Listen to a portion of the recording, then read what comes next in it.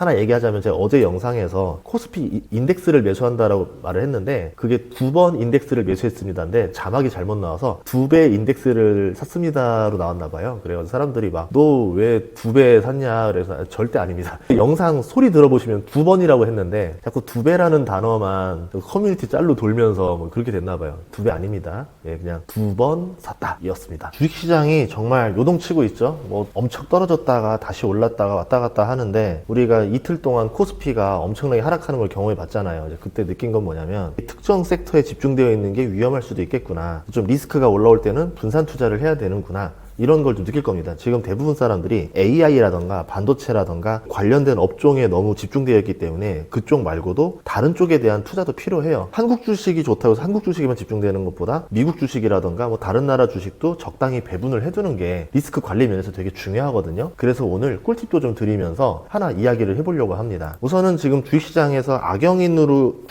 악영향을 줄 만한 요인으로 두 가지를 꼽고 있는 게 하나는 이란 전쟁의 장기화입니다. 이게 미국과 이스라엘 모두 지금 전쟁이 4주 이상 될 거라고 지금 보고 있잖아요. 호르무즈 해협이 봉쇄되면서 유조선 운항에 차질이 생기고 있고 유가가 그것 때문에 상승하고 있고 증시는 조금 회복세가 가지만 유가는 아직까지도 계속 올라가고 있습니다. 이게 인플레이션을 부추기면서 나중에 물가 상승으로 압박을 줄 수가 있어요. 물가가 상승하게 되면은 채권 수익률이 올라가게 되고 그리고 금리 인하를 하기가 어려워지게 되겠죠. 그렇게 되면은 증시에서 이거를 안 좋게 볼 가능성이 높아질 겁니다. 두 번째는 AI 대출에 대한 우려들인데 이 AI 사모신용 대출에 대한 우려가 좀 나오고 있습니다. 이란 전쟁 이전부터 주식시장에 악영향을 미치는 요인이었었는데 지금 잠시 이란 전쟁 때문에 가려져 있는 거죠. AI 분야에 막대한 투자가 이루어졌고 앞으로도 계속 필요할 건데 이 대출에 대한 우려가 현실화됐을 때 어떤 문제가 발생하느냐, 향후 투자 자금 확보가 어려워질 수 있습니다. 지금 AI 주가들이 올랐던 거는 대부분 부품이랑 장비주들이에요. AI 전망이 밝으니까 AI 데이터 센터를 많이 지으려고 하고 그렇기 때문에 GPU도 많이 필요하고 HBM도 많이 필요하고 한국 증시가 그렇게 올랐었던 건데 이 투자가 까다로워지거나 만약에 수축되게 되면은 우리가 그동안 좋게 생각했었던 GPU라던가 HBM이라던가 네트워킹 장비 같은 경우는 가격이 급등해가지고 관련 주가들이 많이 올랐는데 자본 지출이 그만큼 급등했기 때문에 가능했었던 일인 겁니다. 그런데 지금 문제는 뭐냐면 비용이 오르고 있어요. 거기다가 자금 조달이 어려워지게 되면은 금리까지 상승하게 되면 상황이 점점 악화되면서 AI 데이터 센터 투자했을 때 얻어낼 수 있는 기대 수익률이 떨어지게 됩니다. 다시 자금 조달이 더 어려워지는 악순환으로 빠지게 된다는 거죠. 그래서 이런 우려 때문에 최근 AI 관련 주식들 가격이 하락했던 겁니다. 그래서 이 두 가지가 주식시장의 부정적인 요인인데 이 요인들을 제외하고 나면은 투자의 기본 원칙에 오히려 좋은 기회가 될 수도 있어요. 투자의 기본 원칙은 좋은 주식을 저렴하게 사는 겁니다. 다른 사람들이 두려워할 때 좋은 주식은 저평가돼요. 이란 전쟁과 AI 우려로 인해서 주가들이 떨어졌던 것처럼 실제로 이란 전쟁과 관련 없는 기업이 주가까지 떨어졌었습니다. 기업의 실적과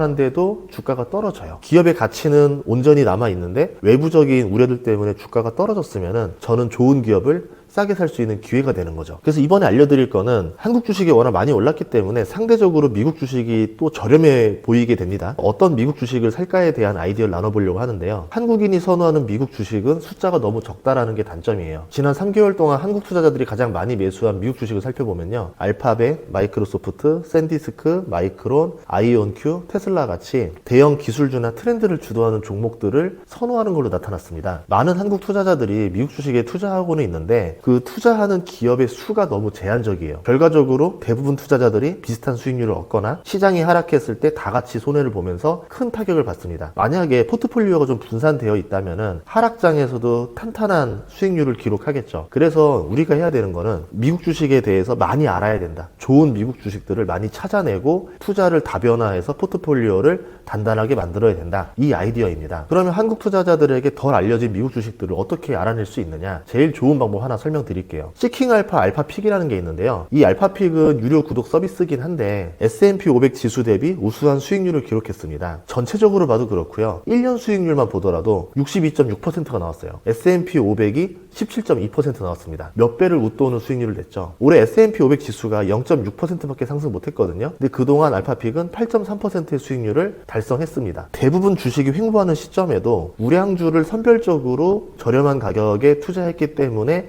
이런 결과들이 나올 수 있다는 겁니다. 문제는 여기에 나열된 많은 기업들이 한국인들에게 생소한 기업들이 많이 있다는 게 단점이에요. 알파픽에서 제공해주는 분석 기사들을 봐야 됩니다.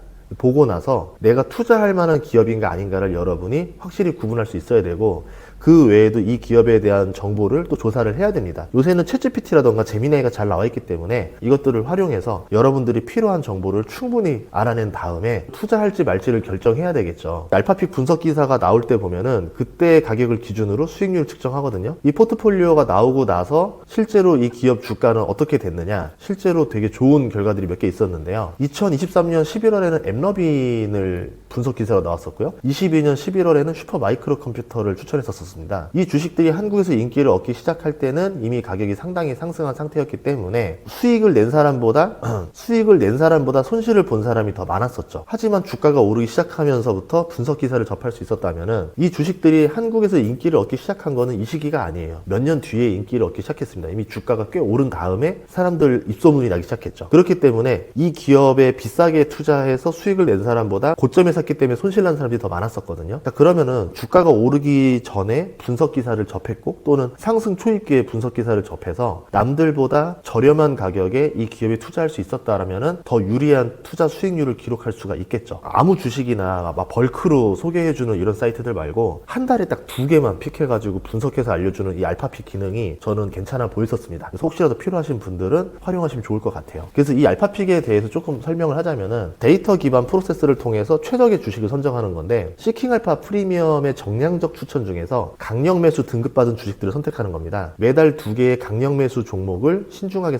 선정하는 건데요. 하나는 해당 월의 첫 거래일에, 다른 하나는 15일 또는 그 이후 중에서 가장 가까운 거래일에 선정을 합니다. 한 달에 2개를 선정해주죠. 그럼 어떤 기준으로 하느냐? 75일 연속으로 강력 매수 등급을 획득한 기업이면서 3개월 평균 시가총액 5억 달러 이상이면서 주가가 10달러 이상이고 지난 1년간 추천 이력이 없는 종목으로 선정을 합니다. 여기 추천하는 모든 종목이 상승하는 건 아니에요. 분명히 그 말씀드리지만 미국 주식 투자에 대해서 남들이 아는 주식 말고 남들이 모르는 주식에 대해서 정보가 부족한 한국 투자자들에게는 유용할 수 있다는 거죠. 최근 추천한 기업 중에서 제가 관심 있었던 기업, 이 다이컴 인더스트리, 한국 투자자들에게는 다소 생소한 기업인 다이컴을 제가 소개해보고 싶은 이유는 저도 이 기업을 알파픽을 통해서 알게 됐는데 알아보니까 꽤 괜찮은 기업인 것 같아서 최근에 본 기업 중에서는 이게 제일 매력적이었었거든요. 다이컴 인더스트리즈는요, 미국에서 통신, 유틸리티, 디지털 인프라 분야의 전문 건설 서비스를 제공하는 기업입니다. 다이컴은 전국적으로 이제 광섬유라던가 무선 유틸리티 네트워크를 구축하는 그런 거 유지 관리하면서요. 통신 네트워크 사업자한테 엔지니어링, 건설, 프로젝트 관리 이런 것들을 제공하는 회사입니다. 통신이나 이런 데에 주력을 하고 있는 회사라 볼 수 있겠죠. 이 다이컴의 차별점이 뭐냐면요. 다각화된 포트폴리오라는 점이 1번이고요. 두 번째는 광대역 확장 및 데이터 센터 구축에 따른 견고한 수요가 있다는 겁니다. 다이컴은 파워솔루션이라는 걸 인수했었어요. 하이퍼스케일 클라우드 및 AI 도입에 힘입어서 고성장세를 보이는 전력, 데이터 센터 인프라 분야에서 입지를 크게 확대하게 되는 겁니다. 그것 때문에 AI 관련주로도 이제 편입이 됐었던 거고요. 역대 최고 실적을 냈는데 계약 매출이 14억 5,200만 달러를 기록했습니다. 그러니까 회사 역사상 최고 실적 달성하게 된 거죠. 전년 대비 14.1%가 증가하게 된 수치가 나온 겁니다. 거기다가 주당 순이익이 3.63달러로 전년 대비 35% 증가해요. 수주 잔고가 사상 최고치를 뚫으면서 점점 성장하고 있고 그 성장 속도가 빨라지고 있고 순이익 증가세가 빠르게 증가하는 구간에 돌입했죠. 이런 점들 때문에 매력적으로 본 겁니다. 이렇게 견고한 수주 잔고랑 데이터 센터 건설 부분의 비중 확대가 된다면은 향후 수익 성장의 원동력이 되겠죠. 이런 건 성장을 근거로 예상 에비타 성장률을 계산해 보니까 24.4%가 나와요. 업계 평균보다 3배가 나옵니다. 그리고 장기 EPS 성장률을 계산해 보니까 앞으로 한 3년에서 5년 뒤쪽 보니까 19% 정도가 19%가 넘게 나옵니다. 그럼 업계 평균보다 63%가 더 잘 나오는 거거든요. 이 경쟁자들 대비 뛰어난 무언가가 있다. 매력적인 프리미엄이 있기 때문에 이 기업은 주가가 더 상승할 가능성이 있다. 이렇게 볼 수도 있다라는 겁니다. 물론 이 보고서가 나온 지 조금 됐기 때문에 다이컴을 사라 이런 얘기들은 아니고 이런 식으로 알파픽스에서 나오는 보고서를 보고 나서 이 기업 괜찮네? 한번 제대로 공부 좀 해볼까? 공부를 하고 나서 투자를 실행했을 때 일반적인 방법으로 투자하는 것보다 성공률이 조금 더 높다라는 겁니다. 여러분들이 잘 생각해서 투자하시면 좋을 것 같고요. 주식 투자에서 가장 중요한 거는 한 번에 큰 돈 버는 게 아니라는 거예요. 장기적으로 꾸준히 수익 내는 게 훨씬 더 중요합니다. 한 번 성공하면 뭐예요? 나중에 큰 돈 모아서 한 번 말아먹으면 큰일 나기 때문에 그런 게 중요한 게 아니라 차곡차곡 수익을 내야 된다. 이걸 하기 위해서는 다른 사람들이 알지 못하는 우량한 기업을 저점일 때 매수해서 수익률을 극대화하는 전략을 써야 된다. 그래서 알파픽스가 장기적으로 S&P 500 지수를 꾸준히 상회하는 수익률을 보여줬기 때문에 인정할 수 있었다라는 거고, 특히 미국 주식 같은 경우는 한국 투자자들한테 정보가 많이 부족한 곳이기 때문에 시킹알파의 알파픽스 같은 경우는 매력적인 선택지가 될 수 있다. 그래서 여러분들한테 한번 알려드리기 위해서 영상을 찍었고요. 물론 광고입니다. 아래 링크에 들어가시면은 할인된 가격으로 구매하실 수 있으니까 여러분들이 한번 눌러서 보시고 만족스럽다면은 결제하셔서 쓰시면 될 것 같아요. 다음 시간에 좋은 정보로 찾아뵙겠습니다. 구독과 좋아요, 알림 설정 부탁드릴게요. 고맙습니다.